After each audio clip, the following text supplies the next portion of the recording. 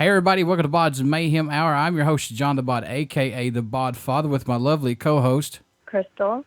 As always, we are bringing you guys awesome interviews, and today it is an honor and privilege to have Mr. Hutch Hostile. He is the drummer of the unit, and they have a new album that's out right now called IWon'tDie, and it's on Pavement Entertainment, and they are from Long Beach, California. They are a punk, grunge, and metal duo, and if you have not got to listen to this album, I suggest each and every one of you guys go out and pick this up. There's not a bad song on this album. It's really good. So, Hutch, how's it going, my man? It's going good. How are you? Doing awesome. Glad to have you on the show. Well, thank you for having us. It's a privilege. Let's jump right into this. What's impressed you the most about making IWon'tDie? What's caught your eye about, if anything, Hutch? I guess that it's very raw and honest. We didn't have a lot of time with it. We recorded the whole CD in 3 days, so there's not a whole lot of effects on everything. There's not a lot of unnecessary vocal tracks. It's just very raw and simple and just honest. You know, it's what we do live initially under a good light, you know? Are you surprised it took 3 days just to record this album? Yeah, we put in a long day the first day. We did 4 songs in one day. We did 3 songs in another day, and then after we started talking with Pavement, we went back and recorded the new single on the last day. Who produced this album? I guess you would say that we produced it. There wasn't a whole lot of production value that went into it. Basically, we just went in and tracked it all and mixed it down, you know. So it's not like we had a whole lot of time to spin knobs and try different effects and different layerings of different stuff. It's really just cut and dry, you know. It is what it is. Do you like that side of just doing it yourself and not having a producer? Oh yeah, totally. Because I'm a producer myself, so we have a very good idea, me and Sophie, of what we want to do, with, you know, individually on our own instruments, and then collectively together what the big picture, what the whole sound should be. So I don't think there's a whole lot of room for any other producers in this project to come in and put their 10 cents on it. I think it'll probably be self-produced, you know, for the rest of our career. Any songs off the IWon'tDie album that stand out more to you than any on it, if any? Yeah, definitely. We both have our favorites. All That's Left is our newest song that we've recorded, so that stands out a lot. We feel it's one of our stronger songs, a little bit different from anything else we've done so far. IWon'tDie is a very special song, the first song that Sophie and I wrote together. And the first time we ever played it, it just kind of wrote itself, and we happened to be recording it. So the first time we ever played IWon'tDie, it ended up being recorded, and that was the structure of the song. And we just worked on it from there. So those two are probably my 2 favorites, next to and By Yourself as well. We hope to release By Yourself as a single further down in the future. But I mean, like you said, there's not a bad song on the album. I really like every track. I wish we could have put a couple more songs on the album. Yeah, it's a great album. I like it. Yeah, there's not a bad song on it. I'm going to be playing the hell of it on the show too. Cool. Well, thank you. Yeah, we wanted the very first demo that I heard from Sophie. It was very short and sweet, and it was so short and sweet to where I would listen to it over and over and over again. So we kind of wanted to keep true and, you know, to that same thing, and not be so short, but wanting the listener to want to listen to it more once it's over, not just turn it off and put the next CD in right away. You know what I mean? Yeah, and you can actually, I don't know, I hope I'm saying this the right way. You can actually have a song that lasts too long, 9-10 minutes, and just kill the song out. Yeah, we like to keep it very simple. We don't force anything that doesn't fit. We just like to get straight to the point and then get out, you know? Yep. And that's I think that's what sets this album apart from that sets this album apart from a lot. That's for sure. Cool. Well, it's very awesome to hear your kind words, and to hear that you're enjoying the music we're making, you know, because we're making it for people to listen to, and we're making it for people to enjoy. How much growth musically do you feel you all have been through up to releasing this album? Oh man, it's been a lot since last year we started going. We started booking a lot of shows, and then ever since we've been talking with Payment and signed with Pavement, you know, we just got off a major U.S. tour. So like we totally grew a lot on that, and we've become way stronger than we were before we started the tour, you know, playing every single night and unloading and loading, and it's a lot of work, you know, but at the end of the tour we realized we're feeling it every night, getting stronger every night with our performance, and as far as all the work goes too, you know, selling merch, talking to the crowd, loading in, loading out, all of that. We got better and better at it. So now the tour's over, we just feel like we're on a whole different level. You know, we left one band and we came back a different band. Yeah, I seen your YouTube videos. Since they told me I was going to be interviewing you guys, I want to get as much stuff as I find out as much stuff about you guys, and I could tell the confidence. Nice. Homework. Well, I do that on everybody. So, you know, regardless if I know them or not, I still do it regardless, you know. So yeah, I could tell the confidence in each of you and Sophie, from the videos. You know, I could tell the confidence, and it's you got a good stage presence. Well, thank you, sir. Since it's just you and Sophie, how do you guys work songs out without bass or wanting to add any more guitar parts or anything like that? And also, would you guys ever add any new members to the group? Well, Sophie does have a loop pedal that she uses here and there. So if there is like a double guitar part or something, she'll use the loop pedal. And other than that, we click very well. We have a very strong bond.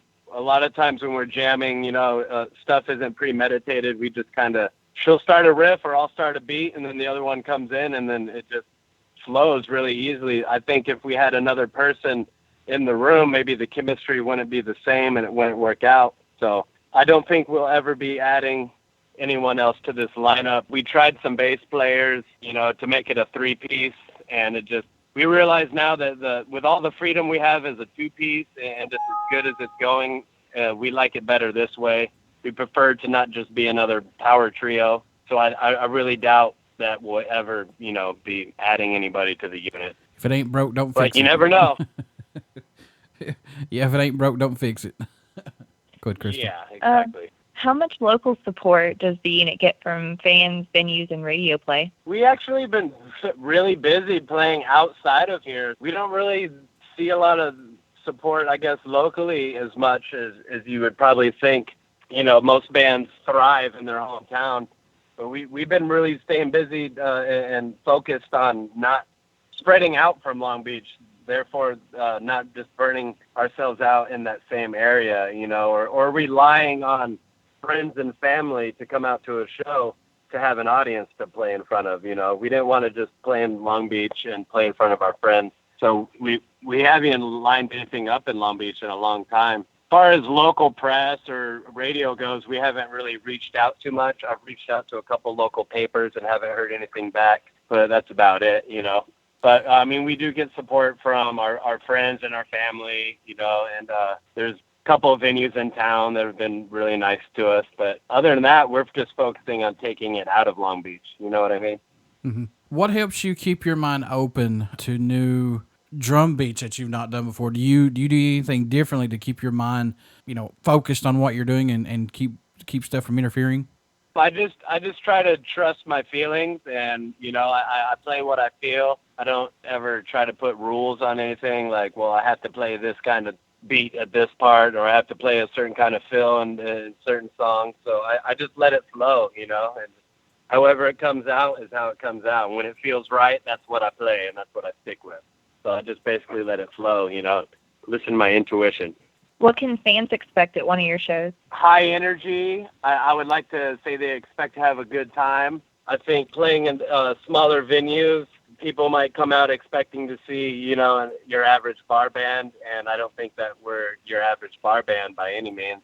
So I think it's a pleasant surprise a lot of times when we're playing smaller bars. You know, people might be just there because that's where they hang out on Friday nights or whatever. But then when we start playing, we always end up getting everybody's attention. Whether they went there to go see live music or not, we usually get everybody's attention and command that they are paying attention to what we're doing on stage, you know.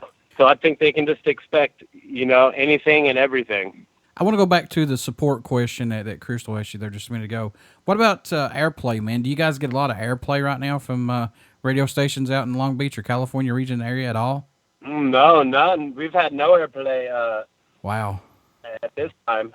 That's crazy. But I mean, our album, like, we just hooked up with Pavement, is really fresh, and they're just putting stuff out right now. So it's just been it's a lot of stuff has been coming all at once since we got signed, you know, so we're kind of catching up and getting all our ducks in a row now. Do you like the digital era of recording albums that we're in right now, or would you prefer just to be in a studio working with Sophie on this? How did you guys do this? Let's talk about this a little bit. The IWon'tDie was recorded in Riverside at Love Juice Laboratories. To answer your question, no, I'm totally against technology at this point. And everybody Pro Tools in their songs and just copy and pasting everything together and trying to make it perfect. There's no such thing as perfect. So we didn't even record our album to a click. Most everything was tracked, you know, the first try, whether it was perfect or not. We just use it, you know. We like to try to capture that live magic of just going for it, you know. Mm-hmm. So that if you listen to those old school albums, you know, like Black Sabbath and Led Zeppelin and all the great classic rock stuff, it's so good because it's not Pro Tools. It's not perfect. It's not copied and pasted. It's just honest. That's how the band really sounds, you know. That's how they really sound in their playing their their instruments together. I'm all about doing it old school. I think it cheats the fan a little bit, you know. And I hate to say that, but it's the truth. I know a lot of great albums are made by Pro Tools and things like that, but like you said, being in the studio and being honest like that makes it gives it that more warmth to it, I guess that's what I'm looking to say. Yeah, it has more life into it, you know. Like, you could hire a drummer, or you could save some money and just have a beat machine and use drum samples that are lined up, but it's not going to have a soul, you know. It might sound perfect and look perfect, but it's not going to have a soul. It's not going to be real. Mm-hmm. It's just fake, you know, at the end of the day. So we're totally about keeping it real, keeping the soul, and just making it be real rock and roll the way it used to be, you know. What do you feel is unique about the unit? I think the main thing that us being a two-piece and playing the kind of music that we play is unique. I think that Sophie Savage is the strongest woman in rock and roll history, and it's not just because I'm in the band with her, but it's because I think if you do your math and you do your research and look through history there's not a lot of women in rock or metal to begin with.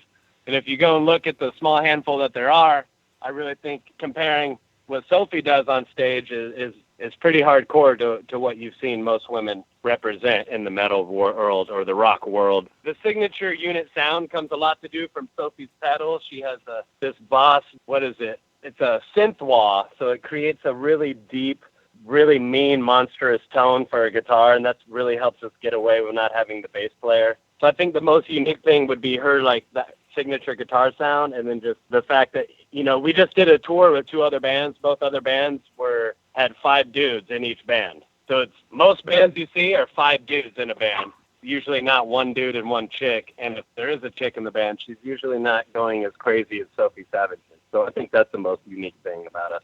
Hutch, what made you want to become a musician? What was that spark for you that said, that's what I want to do right there? Well, my dad was a drummer, so I grew up as like a little kid going to his band practices and going out to his gigs and roadieing for him. So I always grew up, ever since I was like 5 years old, playing with my dad's band and just being around music. So it was always a really heavy influence. Probably not till I was like middle school I started playing. They had like a middle school, high school talent show. Mm-hmm. And I was really excited to do the talent show, and I became super obsessed with Nirvana and bands like that at that time. And then later on in high school, when the whole new metal thing, you know, Korn and Deftones and all those bands came out, I really got obsessed with those bands. And that's when I was like, this is the kind of music I want to play. This is the kind of band I want to be in. And that's what like really finalized everything, I guess. Is there any show or moment over the course of your career that really stands out to you? Yeah, there's so many. Wow, that's a hard one. For this band, for the unit, let's see. We just played so many shows. Let's see. Oh, a really good one was at Queso Raw in Long Beach. It was the end of our IWon'tDie tour in last April, and that was kind of like our homecoming show. That was a really good one. Had friends and family come out and had a pretty packed house. But that one stands out. I guess most other answers I would give you be from bands before I was in the unit, so I don't really want to bring that up, you know? Right. Yeah. How was the response of that hometown show? It was good. I think a lot of people were surprised, you know, because at that time in April, we'd been playing a lot too. So it's just science. If you guys play a lot, you're going to get better. So when your friends come out to see you play after you've been playing a lot and you got better and they don't really expect that, I think it's powerful and it's positive. It's positive influence on people, you know? All right, Hutch, here's the $1 million question, my friend. If you could play with any punk rock band or any other band for one night only, which would it be? For one band for one night only. Is this bands that are alive and exist today? Yeah. Or could it be any band in the fantasy world? Let him pick somebody that's dead. That's cool. Yeah, anybody. I don't care if they're living, dead, or not even started, or I don't care. Name them. I guess I would have to say we'd have to. If one night only, I'm going to have to say at this moment, I would have to play a show with Dimebag Darrell Yes. and Pantera. Yes. I think that was probably, I don't know if you can get much better than that. Wow. That was a good answer. Yeah, good answer. Good answer. He has my respects even more now, guys. Yeah, when we were in Texas for the tour, we had a day off, and we went down to Dimebag's grave and saw his grave and had our little moment, so that was special. That is awesome. I actually picked up a guitar of Dimebag's, and it's a misprint on the headstock from Washburn. And instead of it saying like Dimebag Darrell, it says Dimebag Darble. So it's quite worth some money. So yeah. Oh, that's badass. Yep. And I've got it on eBay. I'm thinking about parting ways with it, but if I get the right cash, I will. So Yeah.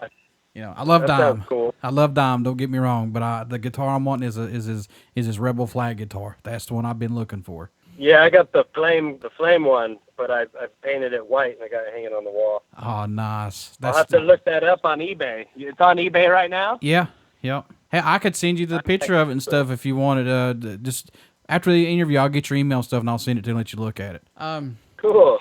Now, I know you guys have been around for a while, but I don't know if you guys get this or not, but if so, what's it mean to you when you guys receive an email from a fan or prior to the shows or after the shows?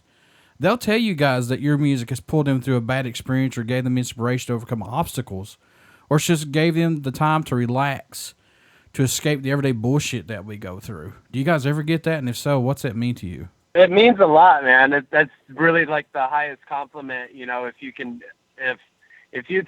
get somebody to relate to you, or if you can get somebody that's in a bad spot and your music helps them out of that bad spot. I mean, that's beautiful. To me, music is all I've ever had a lot of time. Music has helped me through a lot of bad times in my life. So to be able to return that to somebody else is like, you know, it's a great feeling. Anything positive about the band, any love or support that we get, you know, it really makes us feel good. We really appreciate it because it is a dog-eat-dog world right now, you know. So in at a time of chaos surrounded by so much hate, it's even more important and more special to get some love and support from people, you know. And if we're being positive influence on people like that, then that just really makes us feel good, you know. It's just really good. Folks, the Unit, their album I Won't Die is out now. The Black, All That's Left, I Won't Die, and I Walk. Away From Me, Stake in Your Mind, Hide by Yourself. One badass album. And I'm not just saying that because Hutch is on here or Sophie's not on here. I'm not saying that just because they're part of this band. It is the God's honest truth. Take some time, listen to this band. It's short, sweet, to the point, and that's all I can say is just give them a chance. Hutch, how can folks stay in touch with you guys? Buy this new record, tour dates, how can they do that, my man? You know, we're all over the social media, Facebook, the Unit Rock Band, Instagram, the Unit Rock Band, YouTube, the Unit Rock Band. Our Gmail is the Unit Rock Band at Gmail. So just stay up with us on the social media, you know, or find us on Pavement Entertainment's website. And we're always on there. We're always keeping people updated to what we're doing and where we're going. Krystal, would you like to say anything? I just want to say thank you for the interview. I listened to you guys earlier, and you're really fucking good, so keep it up. Oh, well thank you so much. It was very nice hearing all you guys' kind words. It made our day, you know. Hutch, before I let you go, my man, will you do a promo for the show? Oh, of course. This is Hutch Hostile from the Unit, and you're listening to BODS Mayhem Hour. Everybody stick around. We got some great interviews coming up from my lovely co-host, Krystal. You only hear these interviews right here on BODS Mayhem Hour and Uber CD Radio. Thank you so much, Hutch. And tell Sophia we said hello. Awesome. Will do. Thank you, guys.